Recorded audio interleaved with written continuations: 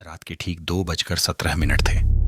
पूरे boys hostel में सन्नाटा फैला हुआ था, लेकिन चौथी मंजिल के आखिरी कोने में बने रूम 404 से अचानक धीमी टूटी फूटी हंसी गूंजने लगी। वह हंसी किसी मजाक की नहीं थी, बल्कि ऐसी लग रही थी जैसे कोई दर्द में हंसने की कोशिश कर रहा हो। उस पल आदित्य की नींद अचानक टूट गई और उसकी आंखें सीधे छत पर टिकी रह गईं। आदित्य पिछले 3 हफ्तों से उसी हॉस्टल में रह रहा था। कॉलेज नया था, शहर नया था और उसे सिर्फ एक सस्ता कमरा चाहिए था। वार्डन ने बिना किसी हिचक के उसे रूम 404 अलॉट कर दिया था। उस वक्त आदित्य को इस नंबर से जुड़ी कहानियों के बारे में कुछ नहीं पता था, लेकिन पहली ही रात उसे लगा था कि इस कमरे में हवा कुछ अलग है, जैसे दीवारें सांस ले रही हों।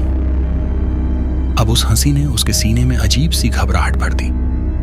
कमरे की ट्यूबलाइट हल्की हल्की कांप रही थी और दीवार पर पड़ती परछाई किसी झुके हुए इंसान जैसी लग रही थी। हर रात लगभग इसी वक्त वही हंसी सुनाई देती थी और हर रात आदित्य खुद को समझाता कि यह बस उसका वहम है। लेकिन आज वह हंसी पहले से ज्यादा साफ थी, ज्यादा करीब। धीरे धीरे उसे याद आने लगा कि हॉस्टल में सिर्फ एक ही और छात्र था जो इस कमरे के बारे में कुछ जानता था, राघव। राघव तीसरे साल का स्टूडेंट था और उसी मंजिल पर रहता था, लेकिन वह कभी रूम 404 के पास से नहीं गुजरता था। कुछ दिन पहले आदित्य ने उसकी आंखों में डर देखा था जब उसने इस कमरे का जिक्र किया था।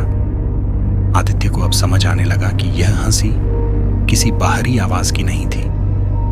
यह आवाज उसी कमरे की दीवारों से निकल रही थी। जैसे ही उसने पलटकर खिड़की की तरफ देखा, उसे लगा कि शीशे में उसका अक्स थोड़ा देर से हिल रहा है। उसी पल हंसी अचानक रुक गई और कमरे में अजीब सी खामोशी भर गई। अगली सुबह आदित्य ने राघव को कॉरिडोर में बेहोश सा बैठे देखा। उसके चेहरे पर थकान और डर साफ था।